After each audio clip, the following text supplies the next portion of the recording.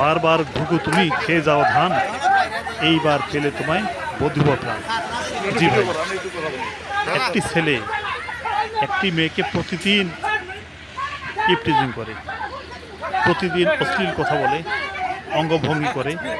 মেয়েটি একদিন, দুই দিন, 3 দিন এভাবে সহ্য করতে করতে না পেরে তার মাকে বলেছে। তার মা এবং মেয়ে দুজনে মিলে চলে এসেছে ছেলেটাকে উপযুক্ত শাস্তি দেওয়ার জন্য ফ্যাক্টরির সামনে।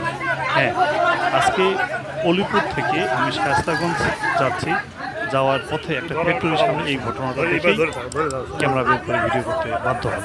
জি, এই মেয়ে এবং মা দুজনে মিলে ছেলেটা যখন ফ্যাক্টরি থেকে বের হয় তখন তাকে ধরে জুতা পেটা, ইচ্ছা মতো জুতা পেটা করেছে।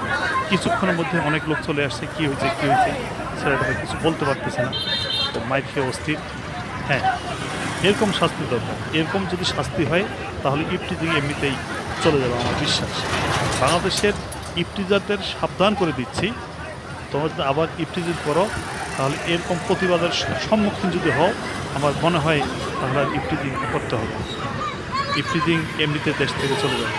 অতএব বাংলাদেশের ইপটিজারদেরকে সাবধান করে দিচ্ছি, যদি জুতার মায়ের খেতে না চাও এবং ভাইরাল হতে না চাও তাহলে ইপটিজিং বন্ধ করো, আর যদি জুতার মার খেতে চাও তাহলে ইপটিজিং করো।